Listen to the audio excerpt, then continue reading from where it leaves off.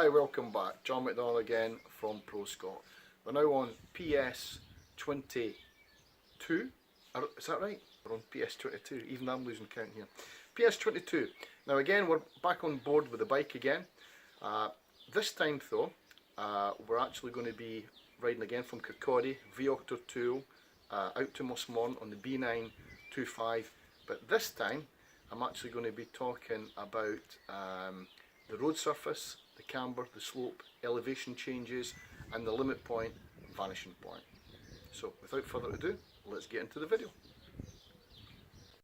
Okay, so this is a crown camber road. Remember, it's higher in the centre. It means that right hand bends, we've got a negative camber, left hand bends, positive camber. Look at the limit point at the moment, it's just starting to move away, and is it moving away quicker now in this particular bend. Extend the vision along, you'll see the surface is quite consistent, not a lot of colour change there, which means it's fairly consistent. But it's a loose grit and gravel at the side, but you should never be in that close anyway. If you extend the vision up ahead, you'll notice the stationary limit point. Notice it's just beginning to move now. There's it moving around, and there's it beginning to open up. That was a short, sharp one. Look at the next limit point. Stationary just now. As we're getting closer, it'll begin to move. There's it vision beginning to move now. There's it starting to match, and there's it starting to move away quicker. Remember that over blind crest, your limit point, vanishing point doesn't work because you don't know what's over the hill, but your limiting factor now is being able to stop within the distance you can see to be clear. Look at the next limit point. It's already starting to move, and we're well back. That means it's not a particularly tight bend. The further you are back from a bend, when the limit point begins to move, it means that that's not a particularly tight bend. The closer you get to a bend though, whilst the limit point's still stationary, that means it's tighter. It's like the bend shouting back at you.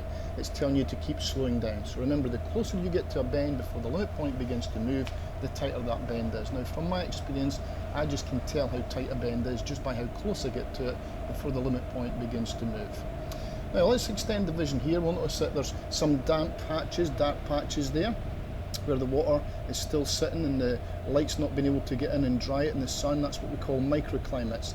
Notice the loose grit and gravel at the side, notice the discoloration in the centre of the road, a little bit of dirt there as well. But generally speaking, quite good. Look at the sign there telling us that in the winter time it could be a slippy surface, the water tends to run across and it can ice up and be very, very dangerous here. Extending the vision, the surface is still quite consistent in colour. We're now going uphill. Remember what we said, uphill sections create positive camber, downhill sections create a negative camber. So worst case scenario, right hand bend, downhill, crown camber, that's a double negative. Left hand bend, what we've got just now going uphill, that creates effectively a double positive. At the moment you can see we're still going uphill here. The surface is pretty good, but look on the right hand side, the shell sure grip. I've put that down there to give extra grip because there's lots of accidents on that downhill left hand bend. At the moment here, we're still on the crown camber road all the way right out here. These right hand bends here creating in effect a slight negative camber, but because we're uphill it sort of balances itself out. Up over the blind crest here just now, you notice the riders keep moving towards the near side, extending the vision here. Notice the nice consistent colour all the way along, consistent grip levels. Yes, there's a little bit of lighter in the middle where you can see it's a little bit dirtier the road, as you expect. Where the car tyres run, that's where it's always going to be cleanest, and that's where I tend to position to the near side and the off side. I tend to run where the car tracks are. Never do I run too close into the left where the loose grit and gravel can be, nor do I run too close to the centre line where the loose grit and gravel can be. That's especially true when if it's a wet road. I don't like getting on the white lines. Now if you look further up ahead here, we can see there's a gradient change. We're going to be going downhill. Look at the surface colour change as well. And look at the surface beginning to break up here. Not a nice surface at all here. Remember what we said about when you're leaning and braking or accelerating. So notice that I'm picking my way through the best of the surface here.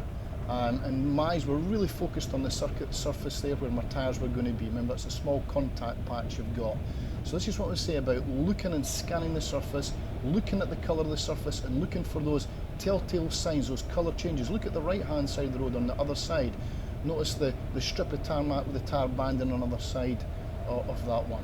We've got fairly consistent colour here. Look at our downhill section we've got just now. We'll talk a little bit more about the limit point and vanishing point further on. I can't talk about everything all at once. Limit point stationary there. There's it just beginning to move now, beginning to match now, and there's it moving a bit quicker, but it's into the next bend. There's it stationary, there's it beginning to move, and there's it away. Next one's just beginning to move now, and there's it shooting away. These are short, sharp bends. You don't get a long time to read the limit point on these ones. Again, you can't tell over blind crest. This one here, limit point stationary, there's it beginning to move, there's it beginning to match, and there's it opening up, we can begin to go. These are short, sharp bends. On bends where you've got a longer bend, you get more time for the limit point matching. At the other side of the tool, we've got a classic bend that we can show that on. So the limit point not ideal here because they're short, sharp bends here, as I say, but we'll show this more on the other side. We're now coming into the village of Auchtertool, and we're going to pick up the road surface camber elevation on the other side, and we'll talk a bit more as well about the limit point and vanishing point when we get to the other side of Auchtertool. So here we're at the other side. Notice we're going uphill straight away, so we've got an uphill section here. Bit of banding across the road, warning you as you're coming into the village as well. Notice fairly consistent colour here. If we extend the vision further up ahead here, we can see we're going on an uphill section now. This is a left-hand bend uphill, so this is in effect creating a nice positive camber for us. We get the crown camber road, which creates a positive camber anywhere in left-hand bends, plus it's going uphill, so that creates the double positive camber for us. Notice some manhole covers there, so you can pick up the changes of colour. There's that cyclist again. Again, the colours are fairly consistent on the road here, so we're not really identifying any major issues. Look at the limit point just beginning to move away now, and there's it shooting away. Now this next one's where we can really get more time to see the vanishing point, limit point on the bend that's going to come up after this one. Now this is a gentle curving bend, this one. So notice the limit point stationary just now. There's it beginning to move, there's it matching, and notice how we're maintaining the speed as the limit point's going away at the same speed we're going round. We're maintaining that distance. There's it beginning to start opening up and moving away quicker now. Here's a short set of sharp bends coming up. Sharp right followed by sharp left. We're really getting the speed down here. The limit point stationary, look at it still stationary. There's it just beginning to move now. Look how close we were there before that limit point began to move. Remember what we said, the closer you get to a bend before the limit point moves, the tighter that bend is. There's the next one, the limit point's already starting to move. There's it shooting away from us now. We can begin to go a little bit quicker, but of course you're into the next bend. So you've got reduced down, there's it stationary, there's it beginning to move, and there's it beginning to open up. We're into the next bend now, stationary, slowing down, there we go, it's beginning to move. There's it beginning to shoot away, we can begin to open up. You hear me back on the throttle there, opening up as the vision opened up. Blind crest, so I'm reducing my speed because I need to be able to stop within the distance I can see to be clear. Once we clear the blind crest, the vision opens up. If it's safe to do so, we can begin to open up the speed. Notice the nice consistent colours here. No real change in the colour, so that means we've got no change in grip levels. It's consistent. What we've got here is what we've got along there. There's a blind crest up ahead of us. We're reducing speed, moving into the near side just in case someone's coming another way. My limiting factor this time is, again, stopping within the distance we can see to be clear whilst remaining on our side of the road. There's a limit point stationary, look how close we are, there's it beginning to move, tells us it's a tighter one, there's it moving away at the same rate, there's it coming back slightly to meet us, that means the bend tightened up there. And there's the limit point now, as we get over the crest, there's it beginning to move away from us. Remember what we said about limit points, the closer you get to the bend, before it begins to move, the tighter the bend is. When the bend's moving away, or the vision's moving away at the same rate like we've got here, it's moving away at the same rate as we're going through now, it means the bend's remaining consistent radius at that point.